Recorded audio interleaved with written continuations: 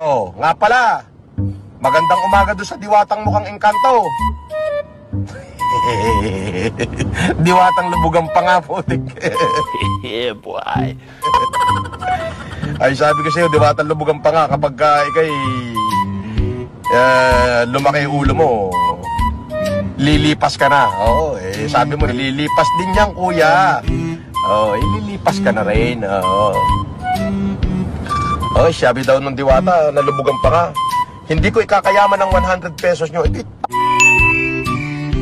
ka nga nagsimula sa 100 pesos. Gagon to, tapos sasabihin mong hindi mo ikayayaman. Minuto, lubugan pa nga mo. Pag pinalubog ko pa yan ng todo.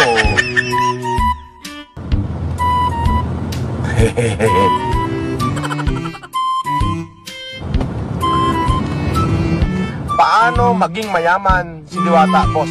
Paano naging mayaman si Diwata? Ay, ang dami nagbibigay at saka sinabi niya mismo kumikita siya ng kalahating milyon isang araw. Abay, pagka kumikita ka ng kalahating milyon isang araw, ay di mayaman ka. Ito yung napakahina naman ng dibay-dibay mo. Napakahina mo naman magdibay-dibay. Abay, kalahating milyon ka mo kinikita araw-araw, ay di mayaman yun. Ito oh. Diba? Pagka kumikita na ng kalahating milyon isang araw, abay, mayaman na yun. Ang tawag do'y yayamanin. Di ba? Pero sabi ko nga, kapag ikaw binigyan ng Panginoon ng pagkakataon na umangat sa buhay, dapat lalo kang maging mapagpakumbaba.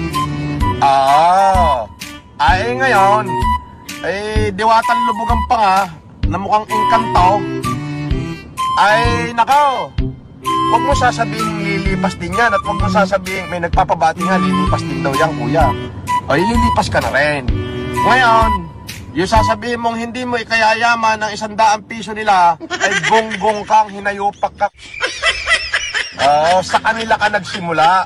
Yung kapag ikaw binigyan ng Panginoon ng pagkakataon na umangat sa buhay, dapat lalo kang maging mapagpakumbaba. Ako, Diyos ko, hindi na ako takot. Alam kung bakit. Mas nakakatakot kung mayaman ka, naghihirap ka kasi parang hindi mo kayang tanggapin. Pero kung mahirap ka, umag-contest, bumagsak ka ulit, naku, sanay ako dyan. Sanay ako sa lahat ng yan, kahit hindi na mahirap.